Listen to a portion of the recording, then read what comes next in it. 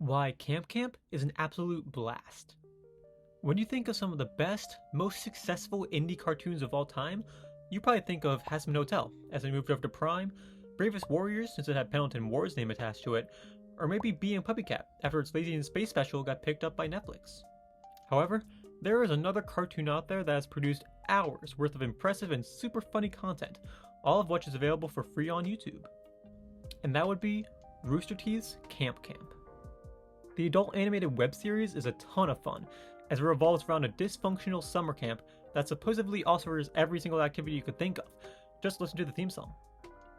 The show currently has 4 seasons and is releasing all new season 5 episodes tomorrow, after almost a 4-year gap since its last episode.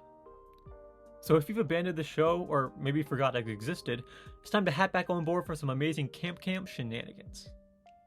In preparation for the new batch of fun episodes, I think I'll break down some of my favorite things that the show has to offer. And really, it starts with the indie-ness of it all. It is incredible to see a smaller independent company make a very impressive, multi-season animated show. It's not every day you see an indie company put together 60 episodes of a cartoon, especially when each one has A-grade writing, voice acting, and production attached to it. And that writing might just be the highlight of the franchise. With most every episode only clocking in around 10 minutes, the writers can cook up a whole plethora of short-form episodes just centered around one character, or one summer camp concept, and have a great time with it. In order to pump out the number of episodes Rooster Teeth was, the writing team had to constantly be fresh and witty, and I definitely think they were.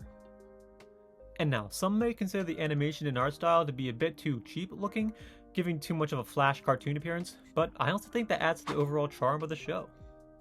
With the show's unique nature of it being an adult animated indie show focused around a group of children's summer camp goers, the simple sticker looking designs of our characters and elements actually work really well. What I love most about CapCut, and it's probably what diehard fans of the show appreciate the most as well, is just how much heart is behind the cartoon. It takes extra passion and dedication to see an indie anime project through, especially one to this level of quality.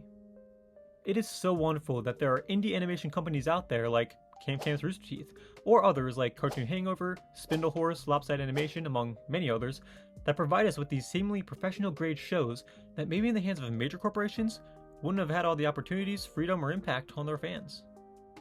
Now I'll keep this episode of Cartoon Spotlight short. This is what CapCut does after all. I will say here what I am most looking forward to in these new season 5 episodes, that I'll probably binge all of tomorrow, is just being in for a world of enjoyment, and laughs again.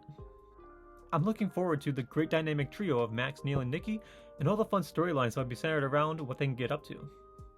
And lastly, I'm looking forward to any surprises this show may throw to me. And while I generally know what I'm getting with CapCut 95% of the time, there are moments where it can really throw me off guard, whether it be with a unusually deep or story-driven episode, or just one of the wackiest concepts for a 10-minute episode of a show I've ever seen. I'm so ready to see what this new season of CapCut has in store. Why? Well, because CapCut is an absolute blast.